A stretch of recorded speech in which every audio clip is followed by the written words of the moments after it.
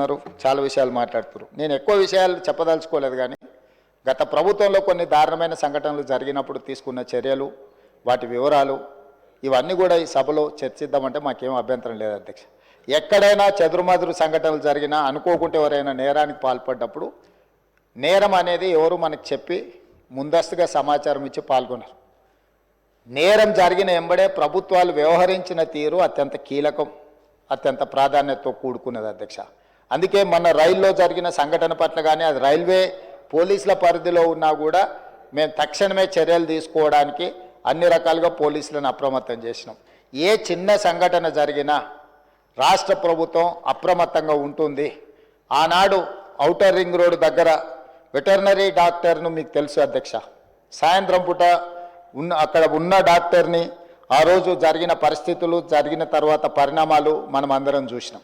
అదేవిధంగా అధ్యక్ష, న్యాయవాదులు వామన్ రావు గారు దంపతులు స్పష్టంగా కోర్టుకు వెళ్ళి మమ్మల్ని చంపుతారు, మమ్మల్ని చంపే ప్రక్రియలో ప్రభుత్వంలో ఉన్నవాళ్ళు, ప్రభుత్వానికి సంబంధించిన వాళ్ళే మమ్మల్ని చంపడానికి ప్రయత్నం చేస్తున్నారు, మాకు సెక్యూరిటీ ఇవ్వాలి అని చెప్పి హైకోర్టులో పిటిషన్ వేయడమే కాకుండా అక్కడ కోర్టులో కూడా వాదించి వస్తుంటే నడి బజార్లో నరికి చంపినారు అధ్యక్ష.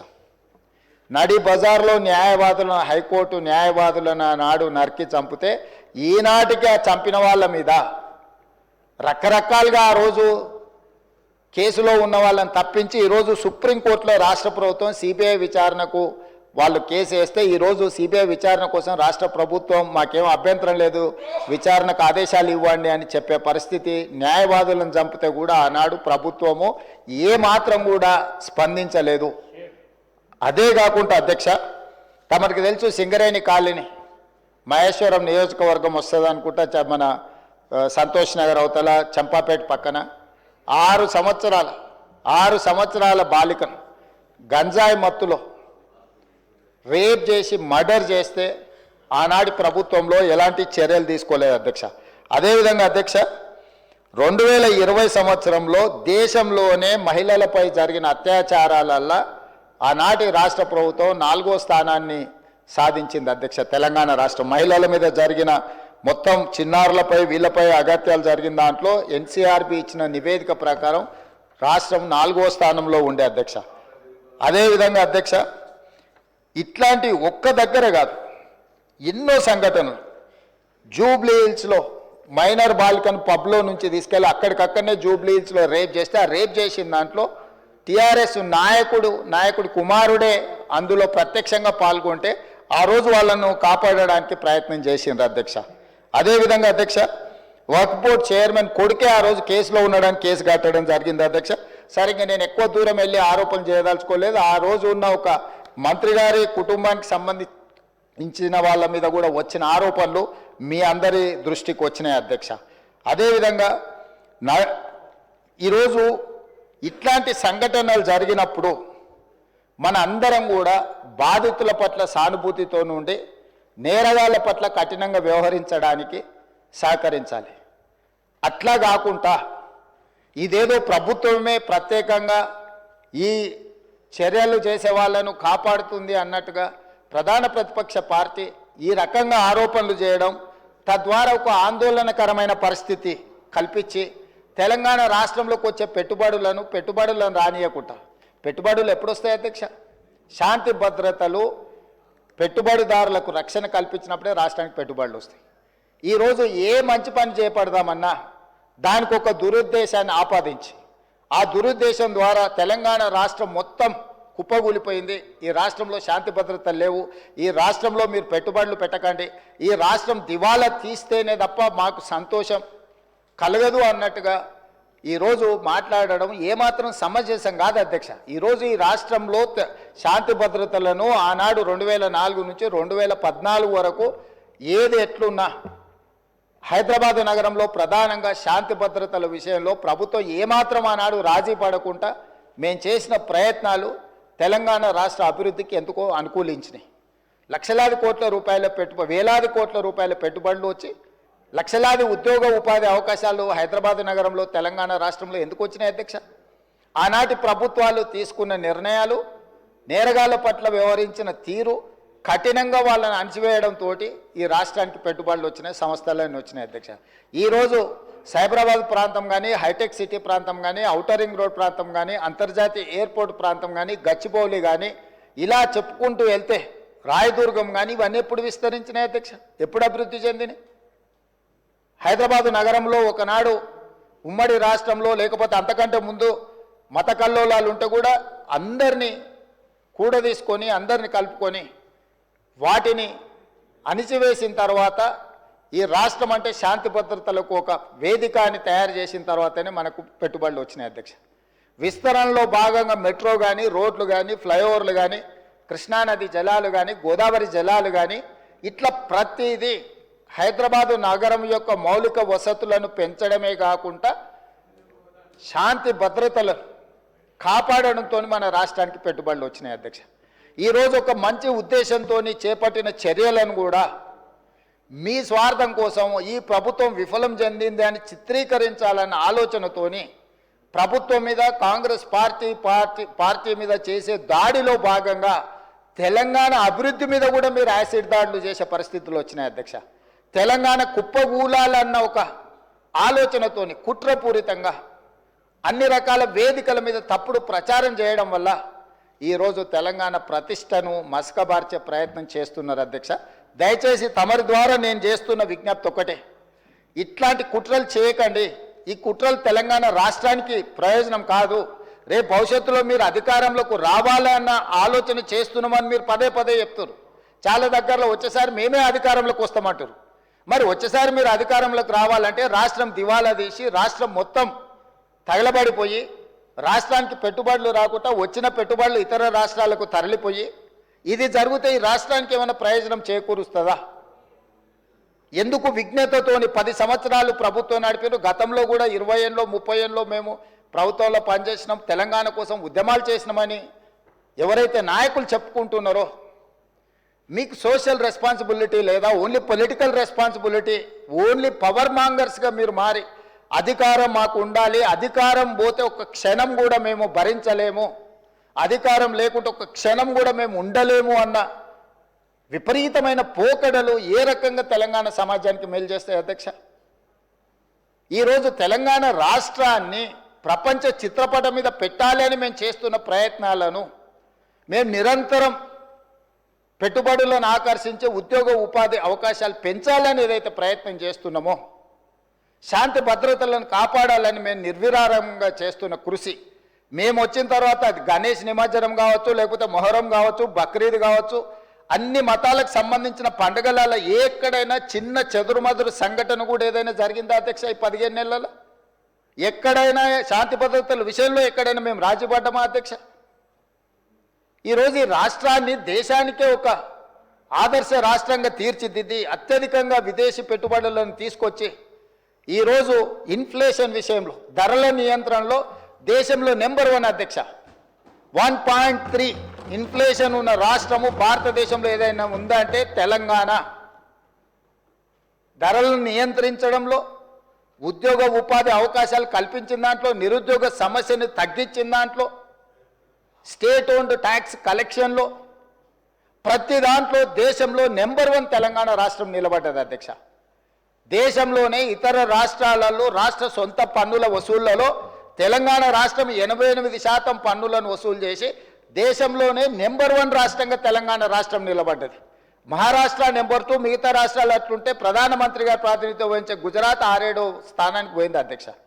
ఇవన్నీ కూడా మా సహచర మంత్రులు, అధికారులు అందరు కష్టపడి చేస్తున్న ప్రయత్నాన్ని మీరు అభినందించండి. అప్పుడే అంత ఆత్రము, అంత తాపత్రయము, అంత అసహనం ఎందుకని నేను అడుగుతున్నా.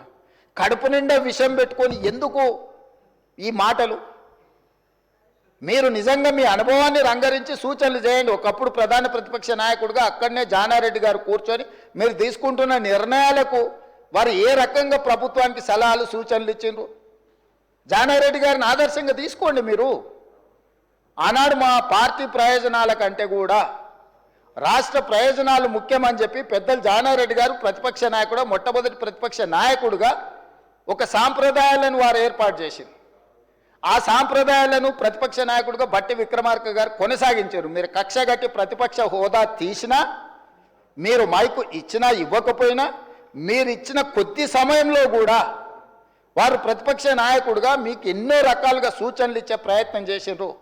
ప్రభుత్వం తీసుకుంటున్న నిర్ణయాలలో ఉన్న లోపాలను ఎత్తి చూపడమే కాకుండా మీకు సహేతుకమైన సలహాలు సూచనలు ఇచ్చే ప్రయత్నం ఆనాడు ప్రతిపక్ష నాయకులుగా బట్టి విక్రమార్క గారు, జానారెడ్డి గారు చేశారు.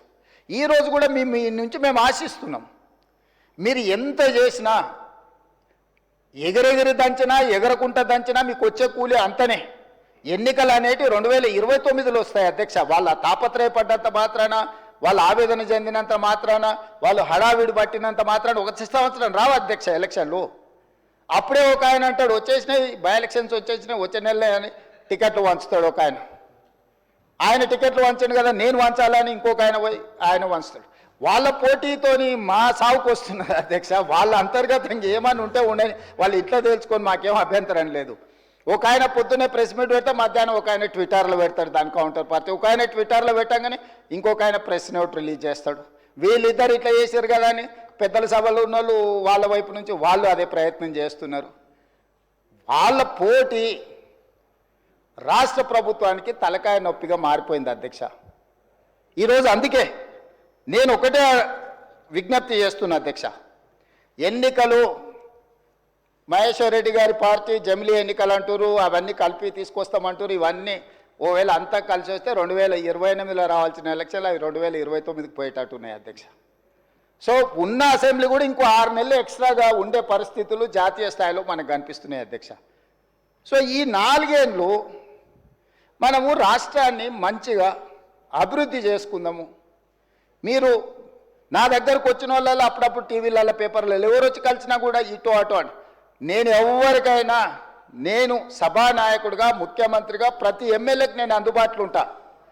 అది సిద్దిపేట శాసనసభ్యులు హరీష్ రావు గారు వచ్చిరా, లేకపోతే పల్లా రాజేశ్వరరెడ్డి గారు వచ్చిరా, లేకపోతే వెంకట రమణారెడ్డి గారు వచ్చిరా, నేను రాజకీయాలు చూడను అధ్యక్ష. ముఖ్యమంత్రిగా నా దగ్గరికి తీసుకొచ్చిన సమస్యల్ని వీలైనంత మేరకు వాటిని పరిష్కరించాలన్న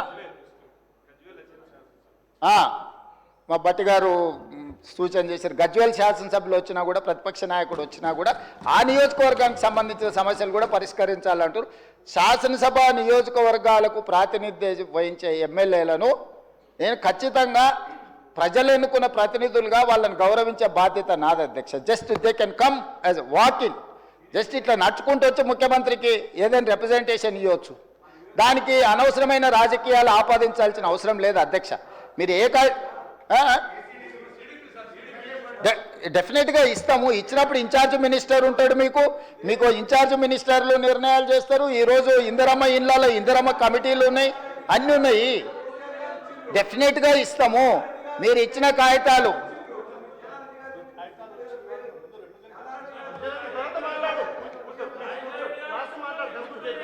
నిన్నగాక మొన్న పద్మారావు గారు వచ్చిండ్రు, సికింద్రాబాద్ శాసనసభ్యులు. ఆయన నియోజకవర్గానికి సంబంధించిన కాలేజీలు ఇతర నిర్మాణాలకు సంబంధించిన నిధుల గురించి వచ్చిండ్రు. అక్కడికక్కడనే నేను ఆదేశాలు ఇచ్చి ఎంబడే ఆ పనులను మొదలుపెట్టాను అని చెప్పిన. కృష్ణమోహన్ రెడ్డి గారు వచ్చిండ్రు. గద్వాల ప్రాంతం గట్టు మండలము అత్యంత వెనుకబడ్డ మండలము, డార్క్ మండలం.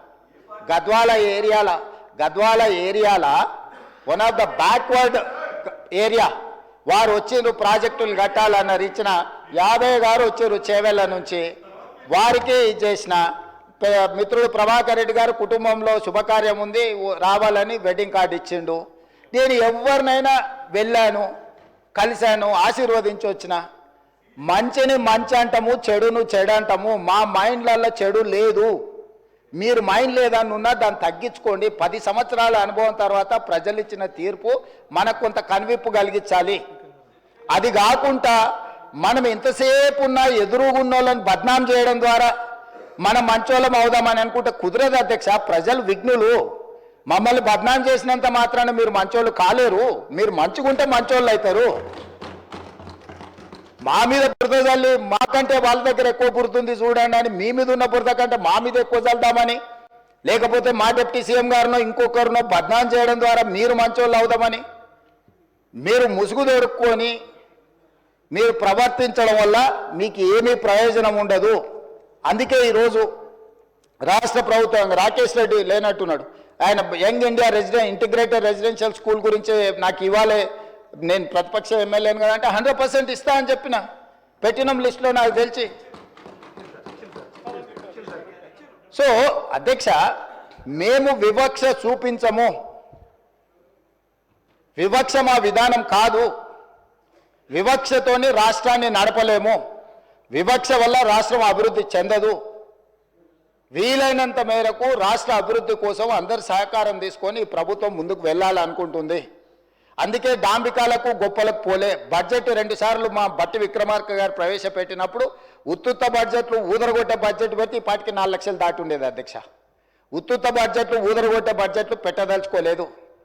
చేసేదే చెప్తాం, చెప్పిందే చేస్తామనే విధానంతో బడ్జెట్ నియంత్రించడం ద్వారా రాబోయే 2 బడ్జెట్లలో యాక్యురేట్ 100%. ఈరోజు నేను బట్టి విక్రమార్క గారి తరఫున వారు ప్రవేశపెట్టిన బడ్జెట్ నాకు అంచనా వేసిన తర్వాత నాకున్న సుదీర్ఘకాలం ప్రతిపక్షంలో పనిచేసిన అనుభవము, 15 నెలలు ముఖ్యమంత్రిగా చేసిన అనుభవంలో 95% వారు ఈరోజు ప్రవేశపెట్టిన బడ్జెట్ నిజం కాబోతుంది, మినిమం 95%.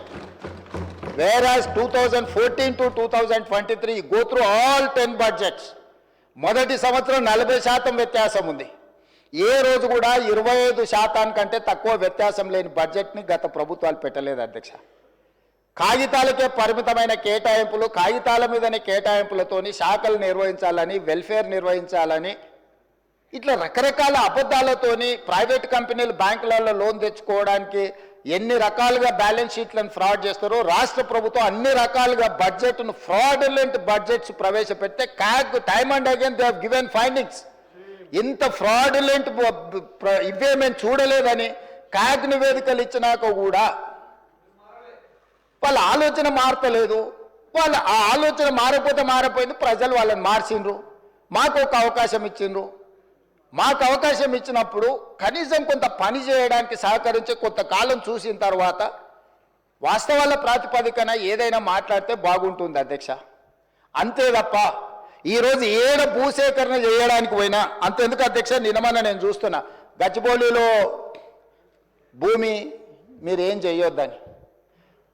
అధ్యక్ష, దాదాపుగా 25 సంవత్సరాలు అనుకుంటా, 25 సంవత్సరాల క్రితం బిల్లీరావు అనే వ్యక్తికి, ఒక ప్రైవేట్ వ్యక్తికి, ప్రైవేట్ సంస్థకు ఆ భూమి కేటాయించారు. 25 సంవత్సరాల నుంచి ఏ రోజు కూడా సెంట్రల్ యూనివర్సిటీ దగ్గర ఆ భూమి లేదు. తెలంగాణ ఉన్న కంబైన్డ్ రాష్ట్రంలో 2006లో ఆనాడు కాంగ్రెస్ పార్టీ రద్దు చేసింది ఆ కేటాయింపు.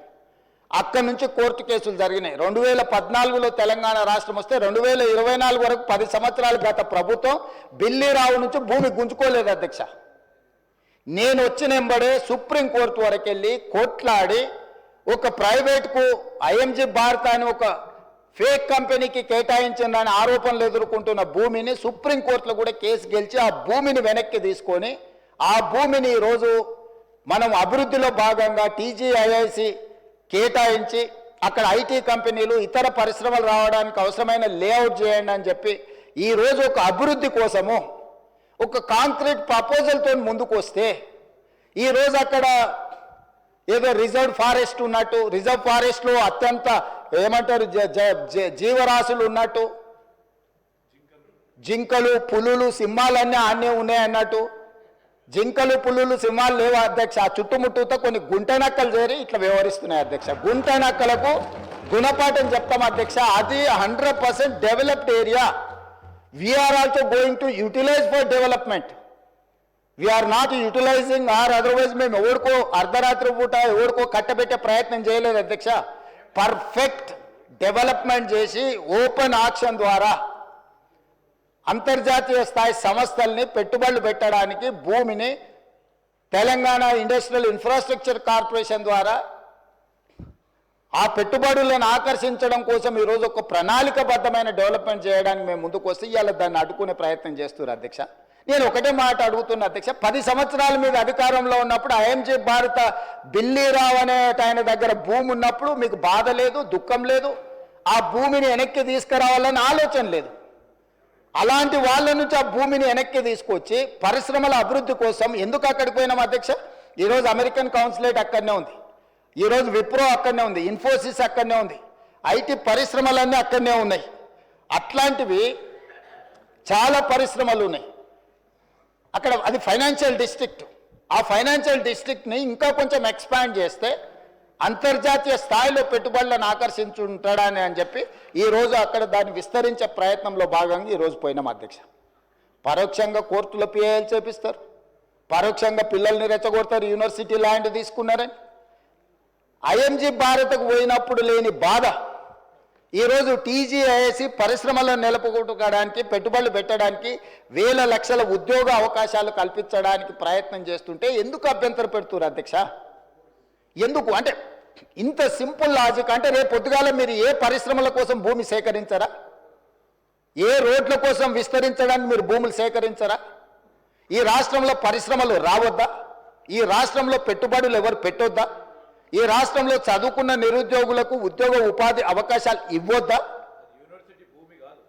యూనివర్సిటీకి ఏం సంబంధం అధ్యక్ష భూమి? ఆ భూమి ఐఎంజీ భారత్ అని బిల్లీరావుకు కట్టబెట్టిన భూమి 25 సంవత్సరాల తర్వాత ఈ ప్రభుత్వం ఏర్పడిన తర్వాత, ప్రజాప్రభుత్వం ఏర్పడిన తర్వాత సుప్రీంకోర్టులో కొట్లాడి వేల కోట్ల రూపాయల భూమిని వెనక్కి తెచ్చింది నేను అధ్యక్ష.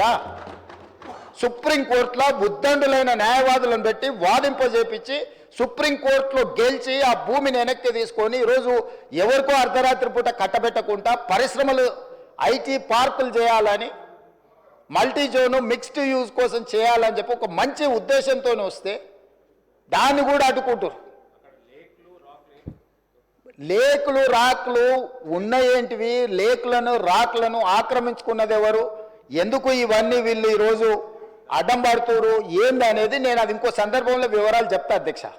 అదేవిధంగా అధ్యక్ష, హరీష్ రావు గారిని చూస్తే అప్పుడప్పుడు మళ్ళీ ఆయన నా పేరు తీసుకున్నాడు అంటారు. పేరు ఎందుకు తీసుకోవాల్సిందంటే నువ్వు నిన్న మాట్లాడిన దాని మీద వాళ్ళ పేరు తీసుకుంటున్నా.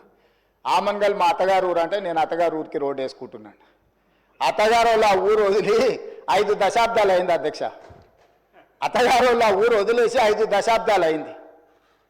ఫ్యూచర్ సిటీని వాళ్ళు పరిశ్రమల కాలుష్యంతో మొత్తం రంగారెడ్డి జిల్లాను సర్వనాశనం చేయాలని కుట్రపూరితంగా అత్యంత కలుషితమైన ఫార్మా కంపెనీలను అక్కడ పెడుతుంటే కలుషితమైన ఫార్మా కంపెనీలు అన్నిటిని ఒక దగ్గర కూడబెడితే అంతర్జాతీయ ఎయిర్పోర్ట్ కూడా కుప్పగూలుతుందని చెప్పి దాన్ని జాగ్రత్తగా జీనోమ్ వ్యాలీ ఏ విధంగా డిజైన్ చేసినామో అట్లా చేయడమే కాకుండా ఏమాత్రం కలుషితం లేని పరిశ్రమలకు భూములు కేటాయించాలి, దానికి అంతర్జాతీయ ప్రమాణాలు ఉండాలి, నెట్ జీరో సిటీ చేయాలి, ఏఐ హబ్ చేయాలా, స్పోర్ట్స్ హబ్ చేయాలా, ఎడ్యుకేషనల్ హబ్ చేయాలా, ఇట్లాంటివన్నీ మేము పెడితే వాటిని అడ్డుకోనికి ఆ రోడ్ అక్కడికి తీసుకెళ్ళి అధ్యక్ష రోడ్ ఆమన్గల్ కోసం వేయలేదు అధ్యక్ష, రోడ్ అత్తగారు ఊరికి వేయలేదు అధ్యక్ష.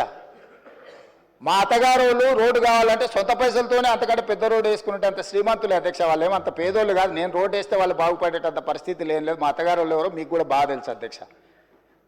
అధ్యక్ష ఔటర్ రింగ్ రోడ్డు నుంచి రీజనల్ రింగ్ రోడ్ ఎక్కడైతే వస్తుందో ఈ రెండింటి మధ్యలో రేడియల్ రోడ్స్ ఒక్కటి కాదు అధ్యక్ష, 11 రోడ్లు డెవలప్ చేయాలని ఈరోజు ప్రతిపాదనలు తెచ్చినాము. ఇవాళ ఒక్కటే మేము అక్కడ కొంగర కళ నుంచి ఎగ్జిట్ రోడ్లో తీసుకొని ఫ్యూచర్ సిటీని టచ్ చేసుకుంటే 90 డిగ్రీస్ స్ట్రైట్గా తీసుకున్నాం. నేను స్ట్రైట్గా హరీష్ రావు గారిని నేను అడుగుతున్నా సూటిగా, ఇంకొక ఆయనకైతే సరే ఆయనకు నేను మాట్లాడేది అర్థమైతే అర్థం కాదో నాకు తెలియదు, కానీ వారు ఇక్కడనే ఉన్నారు కాబట్టి వారిని అడుగుతున్నా. ఈరోజు అభివృద్ధి వద్దా? రీజనల్ రింగ్ రోడ్డు నిర్మించాలన్నా వద్దా? రేడియల్ రోడ్స్ వేయాలన్నా వద్దా? ఫ్యూచర్ సిటీ కట్టాలన్నా వద్దా? మూసి రిజిన్యువేషన్ ప్రాజెక్టు, మూసి పునరుద్ధరణ ప్రాజెక్టును చేపట్టాలన్నా వద్దా? పరిశ్రమల కోసం భూములు సేకరించి పరిశ్రమలకు కేటాయించి తద్వారా పెట్టుబడులను ఆకర్షించి తద్వారా రాష్ట్రాన్ని అభివృద్ధి చేయాలన్నా వద్దా? 10 సంవత్సరాలు ప్రభుత్వాన్ని నడిపిన మీరు, 10 సంవత్సరాలు తెలంగాణను ప్రపంచానికి ఒక మోడల్గా డెవలప్ చేసిన మీరు ఎక్కడ కూడా భూమి సేకరించకుండానే మీరు చేసిండ్రా? ఈరోజు మీరు మల్లన్న సాగర్ బాధితులకు, మల్లన్న సాగర్ భూ నిర్వాసితులకు మీరు చేయాలంటున్నారు. మల్లన్న సాగర్ భూమి ఎవరు సేకరించారు అధ్యక్ష? అధ్యక్ష ఎవరి ఫామ్ హౌస్ దగ్గర ఈరోజు వారు అడిగితే నేను విచారణకు ఆదేశించడానికి సిద్ధంగా ఉన్నా అధ్యక్ష. కొండపోచమ్మ ప్రాజెక్టు నుంచి ఫామ్ హౌజులకు డైరెక్ట్గా కాలువలు తీసుకున్న వాళ్ళు ఎవరు?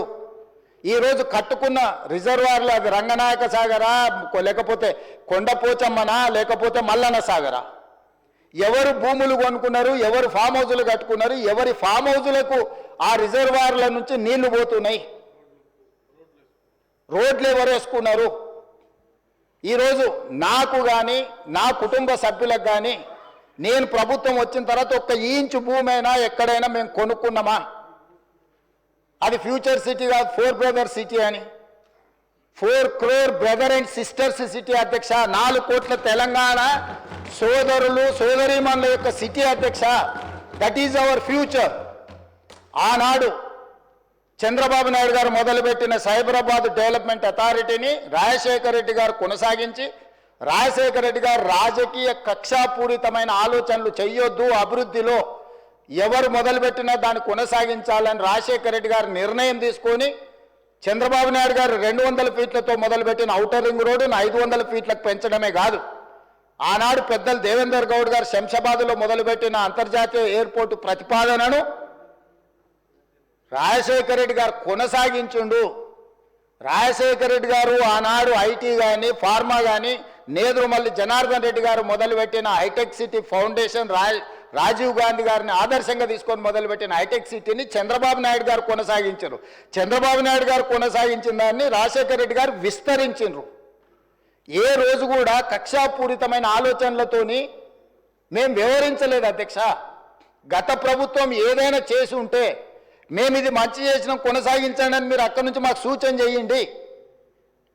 నేను ముఖ్యమంత్రి అయినప్పుడు ఇదే సభలో చెప్పిన అభివృద్ధి విషయంలో మాకు భిన్న అభిప్రాయాలు లేవు.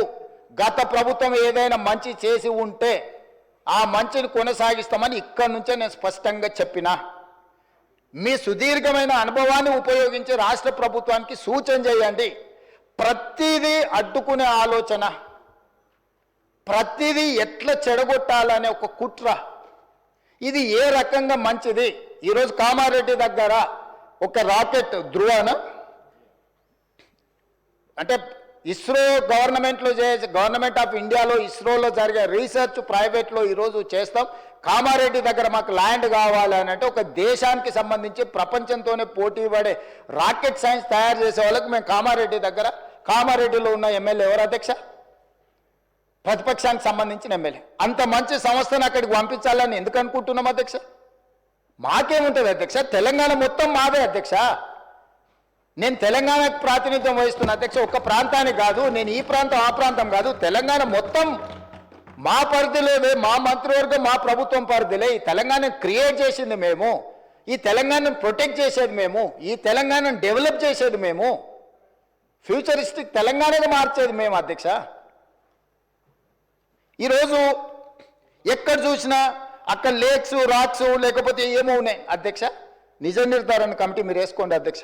మీరు ఆదేశాలు ఇస్తే మాకేమో అభ్యంతరం లేదు. ఎమ్మెల్యేలు అందరినీ ఒక ట్రిప్ తీసుకెళ్ళి చూపిద్దాం అధ్యక్ష. అక్కడ జరుగుతున్న అభివృద్ధి ఏంది, మేము చేస్తున్నది ఏంది, లేకపోతే పవర్ పాయింట్ ప్రజెంటేషన్ తమరు అనుమతిస్తే సభలు కానీ లేకపోతే కమిటీ హాల్లో చూపిస్తాం అధ్యక్ష. అన్ని ఓపెన్ బిడ్డింగ్లు మేము అమ్మదలుచుకున్నాం అధ్యక్ష. పెట్టుబడులను ఆకర్షించాలని ఇవాళ అసెంబ్లీ జరుగుతున్నా కూడా అంతర్జాతీయ సంస్థలతో ఈరోజు నేను మా శ్రీధర్ బాబు గారి మీటింగ్ ఏర్పాటు చేసి ఆ మీటింగ్ను ఈరోజు వాళ్ళతో పెట్టుబడులను మాట్లాడి వచ్చినాం అధ్యక్ష. ప్రపంచంలోనే పెద్ద పెద్ద పరిశ్రమలు తెలంగాణ వైపు హైదరాబాద్ వైపు చూస్తుంటే మీరు చేయలేని పనులను కూడా ఈరోజు ఎలివేటెడ్ కారిడార్ కంటోన్మెంట్లో మీరు 10 ఏళ్ళు తిప్పలవడం అన్నారు, రాలేదు. అంతకంటే ముందు 10 ఏళ్ళు రాజశేఖర రెడ్డి గారు కూడా ప్రయత్నం చేసి రాలేదు. నేను వచ్చిన 10 నెలల కేంద్ర ప్రభుత్వం నుంచి నేను సాధించిన అధ్యక్ష. పూడూరులో నిర్వహించిన లో ఫ్రీక్వెన్సీ నావీ రాడార్ స్టేషన్ మీరు కూడా వచ్చారు కదా అధ్యక్ష. అది 9 ఏళ్ళు మీరు కేవలం రాజకీయ కక్షలతో ఆపి పెడితే దేశ భద్రతకు సంబంధించింది అధ్యక్ష. అది ఏ ప్రైవేట్ ఇండస్ట్రీ ఎవరి పెట్టుబడిదారు కప్పజెప్పేది కాదు.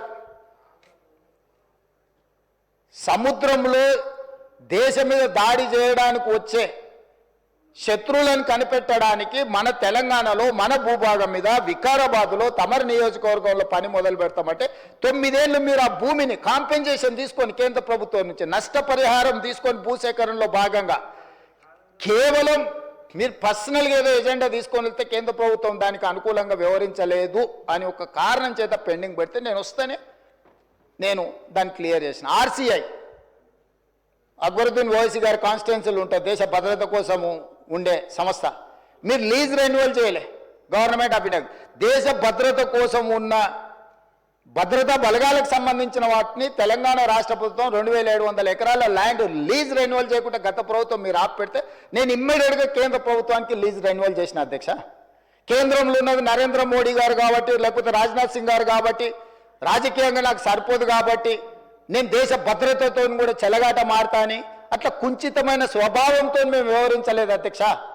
అది నరేంద్ర మోడీ గారైనా, రాజ్నాథ్ సింగ్ గారైనా, లేకపోతే చంద్రశేఖరరావు గారు, హరీష్ రావు గారు, లేకపోతే తారక రామారావు గారైనా దేశ భద్రతకు సంబంధించిన విషయంలో, రాష్ట్ర అభివృద్ధి విషయంలో మేము ఎక్కడ కాంప్రమైజ్ కాలేదు అధ్యక్ష. పొలిటికల్ విల్తో మేము దాని రాజకీయ ప్రేరేపితమైన నిర్ణయాల వైపు మేము ఎన్నడూ వెళ్ళలేదు అధ్యక్ష.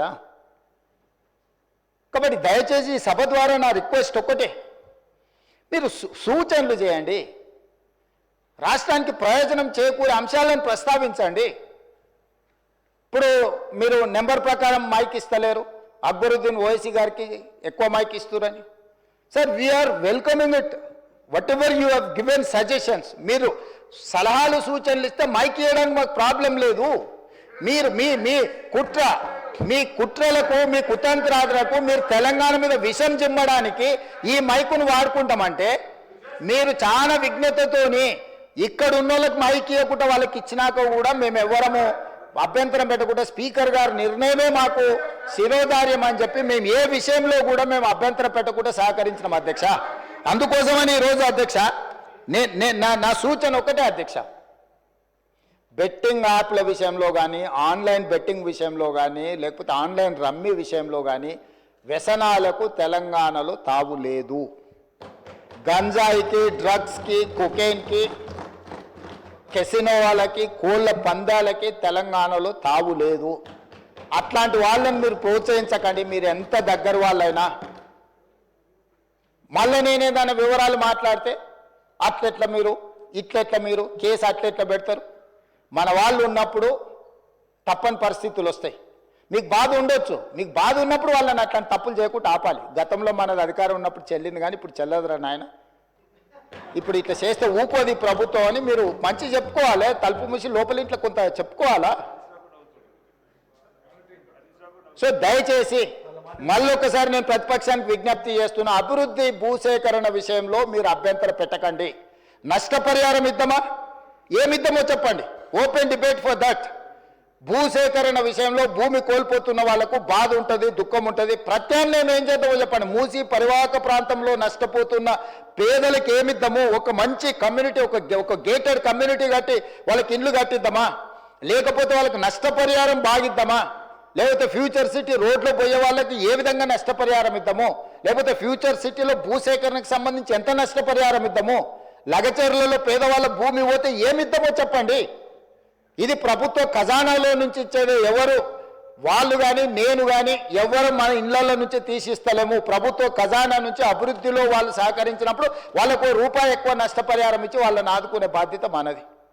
వాళ్ళకు ఉపాధి కల్పించే అవకాశం ఉంటే వాళ్ళకు ఉపాధి కల్పిద్దాం, వాళ్ళ కుటుంబాలకు ఉద్యోగ అవకాశం కల్పించేది ఉంటే ఉద్యోగ అవకాశం కల్పిద్దాం. కానీ భూసేకరణనే మేము అడ్డుకుంటాము, మేము ముందుకే పోనీయము. వేసిన ఆయన మీ దాంట్లోనే తీసుకోరు, కరెక్ట్, మంచి క్వశ్చన్ అడిగాడు. మల్లన సాగర్లో కేసులు వేసిన ఆయన వాళ్ళ దాంట్లోనే తేలేడు, పాలమూరు రంగారెడ్డిలో కేసు వేసిన ఆయన వాళ్ళ దాంట్లోనే తేలేడు, వీరం హర్షవర్ధన్ రెడ్డి కేసు వేసిండు అధ్యక్ష పాలమూరు రంగారెడ్డిలో, ఎంబడే అక్కడనే పక్కన కూర్చున్నాడు అధ్యక్ష. సభ్యుడు ఇక్కడ లేడు, కానీ కేసులు వేసిన వాళ్ళని మొత్తం లిస్టు తీద్దాం. కేసులు వేపించింది వాళ్ళే,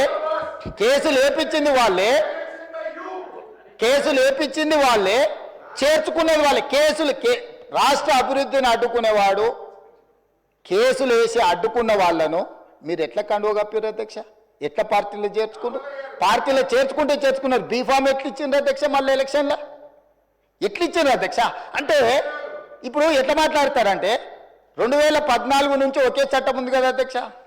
స్పీకర్ పదవి ఉంది, విప్ పదవి ఉంది, ప్రతిపక్షమే ఉంది. ఆనాడు ఎమ్మెల్యేలు మారితే మీరు మంత్రులు చేశారు, కనీసం మేము అట్లా కూడా చేయలేదు. మారలేదట వాళ్ళు, మేము మారనే లేదు, ముఖ్యమంత్రిని అభివృద్ధిలో కలిసి వచ్చినామంటారు. మీరు మంత్రులు చేసిన వాళ్ళు డిస్క్వాలిఫై కాలేదు, ఉప ఎన్నికలు రాలేదు. బాజాప్తే గవర్నర్ దగ్గర పోయి మంత్రులే చేసి 5 ఏళ్ళు మంత్రి 10 ఏళ్ళు ఒక ఆయన 8.5 ఏళ్ళు మా అక్క 4.5 ఏళ్ళు మంత్రి చేసింది. ఎన్నడూ ఉప ఎన్నికలు రాలే. కానీ ఇప్పుడు ఉప ఎన్నికలు వస్తే వచ్చే వారమే ఉప ఎన్నికలు అంటారు అధ్యక్ష. ఎట్లా వస్తాయి అధ్యక్ష? చట్టం మారలే, న్యాయం మారలే, స్పీకర్ ఆఫీసు సేమే ఉంది, పాలకపక్షం ప్రతిపక్షం అట్లనే ఉంది, రాజ్యాంగం అసలే మారలేదు. ఇంకెట్లా వస్తాయి అధ్యక్ష ఉప ఎన్నికలు? నాకు అర్థం కాలేదు. ఏ రాజ్యాంగం ప్రకారం వస్తాయి అధ్యక్ష? డాక్టర్ బాబాసాహెబ్ అంబేద్కర్ గారు రచించిన రాజ్యాంగం ప్రకారము గత అనుభవాల దృష్ట్యా ఎప్పుడు కూడా పార్లమెంట్ ప్రాక్టీసెస్ అండ్ ప్రొసీజర్స్ అని ఉంటాయి అధ్యక్ష. చట్టంలో గ్రే ఏరియా ఉన్నప్పుడు గతంలో ఎలాంటి విధి విధానాలను ఆచరించారు, సాంప్రదాయాలు ఎట్లున్నాయని చూస్తారు అధ్యక్ష. 2014 నుంచి 2019, 2019 నుంచి 2023 వరకు ఏ సాంప్రదాయాలను ఈ సభ ఆచరించిందో అచ్చం గదే సాంప్రదాయాలను మనం ఆచరిస్తాం అధ్యక్ష. అంతే కదా అధ్యక్ష? తమరైనా నేనైనా సేమ్ సాంప్రదాయాలనే ఆచరిస్తాం కదా అధ్యక్ష. సో అందుకోసమని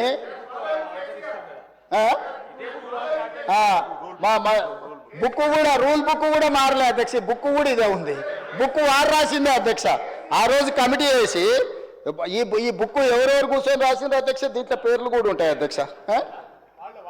ఉంటుంది పేరు ఉంటుంది. వాళ్ళు ఈ కమిటీలో ఎవరున్నారో కూడా ఇందులో పేర్లు ఉంటాయి అధ్యక్ష. అందులో మిత్రుడు వివేకానంద వీళ్ళందరూ కూడా సభ్యులే అధ్యక్ష. మేమేం అడుగుతాడో నడుస్తలేను. ఆయన అడుగుల్లో నడుస్తాం, మడుగులో పడతాం. ఆయన అడుగులో నడుస్తామంటే మడుగులో పడతాం, సడుగులు ఇరుగుతాయి అధ్యక్ష. అట్లాంటి వాటి చేయం అధ్యక్ష. సాంప్రదాయాలను పాటిస్తామని అంటున్నాం అధ్యక్ష. ఈ సభ కొన్ని సాంప్రదాయాల ప్రాతిపదికన సభ నడుస్తుంది అధ్యక్ష. నేనున్న సభ్యులందరికీ, ఇక్కడున్న మిత్రులకు సభ్యులకు ఆశించటంలోకి ఒక ఆయన అయితే ఆల్రెడీ నేను అభ్యర్థి ఆయన ప్రచారం తిరుగుతుండు. పాపం ఆయన అమాయకుడు. ఉన్న మంత్రి పదవి ఊడవిక్కిరు, పంచగట్టుకుర్రు. ఆయన నానాడు మా ముందలే నువ్వు పంచగట్టుకొని తిరుగుతావని ఓ ఉప ముఖ్యమంత్రినే తీసేసిర్రు. ఎందుకంటే కొంచెం మంచిగా డ్రెస్ అయితే కూడా వాళ్ళకి నచ్చక ఆ రోజు నేను చెప్పిన రోజు ఆ రోజు నాకు మంచి మిత్రుడే అప్పట్లో, అరే నువ్వు ఇంత మంచిగా కడక్ తయారై ఇట్లా చేసి నువ్వు సభలోకి వస్తే ఉద్యోగం ఊడుతుందన్న సరిగ్గా నెల తిరిగేటప్పటికి ఉద్యోగం ఊడిపోయింది అధ్యక్ష. ఇప్పుడు ఆయననే అమాయకుడే ఈ పాపము. వచ్చే వారమే ఎలక్షన్ అని తిరుగుతున్నాడు అధ్యక్ష. నేను తమరి ద్వారా ఎవరైతే ఉన్నారో సభ్యులు ఎవరు ఆందోళన చెందాల్సిన పని లేదు. ఏ ఉప ఎన్నికలు రావు.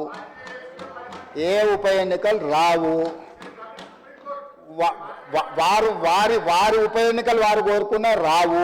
ఎందుకంటే ఒకవేళ వారు ఇటొచ్చినా ఎటొచ్చినా ఏ ఉప ఎన్నికలు రావు. అక్కడ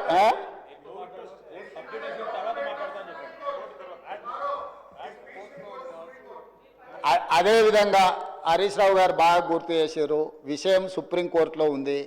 ఆ సుప్రీంకోర్టులో సబ్జుడిస్ అయిన విషయంలో లోపల నేను మాట్లాడితే కొంత ప్రొటెక్షన్ ఉంది, కానీ బయట మాట్లాడే వాళ్ళకి ఎవరు ప్రొటెక్షన్ ఉండదు actual. This house is immune for certain laws. ఈ సభలో మనం కొన్ని విషయాలు ప్రస్తావించవచ్చు. సభకు రక్షణ ఉంది తమ నాయకత్వంలో. కానీ సభ బయట ఉప ఎన్నికలు వస్తాయి, అయిపోయింది, వచ్చే వారమే ఎన్నికలు, మల్లవారమే ఎన్నికలు, ఇదంతా ఉత్తదే అధ్యక్ష. అదేంది జరిగేది లేదు, పోయేది లేదు, ఎవరు ఆందోళన చెందాల్సిన పని లేదు. ఎందుకంటే ఉప ఎన్నికల మీద మనం దృష్టి పెట్టాల్సిన అవసరం లేదు. అభివృద్ధి మీద నేను ఎందుకు ఇవన్నీ విషయాలు చెప్తున్నా అధ్యక్ష తమ ద్వారా అంటే, మా దృష్టి ఉప ఎన్నికల మీద లేదు. మా దృష్టి రాష్ట్ర అభివృద్ధి మీద, రాష్ట్ర సంక్షేమం మీద, రాష్ట్రానికి పెట్టుబడులు తీసుకురావాలని, తద్వారా ఉద్యోగ ఉపాధి అవకాశాలు కల్పించాలని, శాంతి భద్రతలను కాపాడాలని, ఈ రాష్ట్రంలో ఎవరైనా తప్పులు చేస్తే వాళ్ళ పట్ల కఠినంగా వ్యవహరిస్తామని చెప్పడానికే ఈ అన్ని విషయాలు నేను ఇక్కడ ప్రస్తావించిన అధ్యక్ష. అంతకుమించి వేరే విషయం లేదు. అందుకే ప్రతిపక్ష పార్టీకి నేను సూచన చేస్తున్నా, మీ పట్ల మాకేం ద్వేషం లేదు. మాకెందుకు ఉంటుంది? ప్రజలు మిమ్మల్ని శిక్షించిండ్రు. ఇప్పుడు మీరు ఒక బాధ్యతతో కూడుకున్న సలహాలు సూచనలు ఇవ్వండి. తప్పకుండా వాటిని అమలు చేస్తాము. ఉప ముఖ్యమంత్రి గారు ప్రవేశపెట్టిన బడ్జెట్లో చాలా సహేతుకత ఉన్నది. మిగతా విషయాలు, చట్టాలు, సాంప్రదాయాలు మా శ్రీధర్ బాబు గారు అనుభవజ్ఞులు, ఎప్పటికప్పుడు బుక్ చూపిస్తూనే ఉన్నాడు, విషయాలు చెప్తూనే ఉన్నాడు. కాబట్టి దయచేసి అందరికీ నేను అడిగేది, అదేవిధంగా అక్బరుద్దీన్ ఓవైసీ గారు కూడా కొన్ని అంశాలను ప్రస్తావించారు. నేను వాటిని డీటెయిల్గా మాట్లాడతాను. ఏ ప్రతిపక్షమైనా మాకు ఇచ్చే సూచనలే మేము డెఫినెట్గా ఓ సమయంలో నేను హౌస్లో ఉన్నా లేకపోయినా మీరిచ్చే సభ్యులు ఏదైతే కోర్ ఇష్యూస్ రేజ్ చేస్తుండ్రో వాటన్నిటిని నేను వింటూనే ఉన్నా, చూస్తూనే ఉన్నా. వాటిని పరిష్కరించుకొని ముందుకెళ్దాం. తమరు సభ్యులకు ఎవరెవరికి అవకాశం ఇవ్వాలనో తమరు అవకాశాలు ఇవ్వండి అధ్యక్ష. నా విజ్ఞప్తి ఒకటే, సూచనలకు సలహాలకు సమయం ఎక్కువ ఇవ్వండి.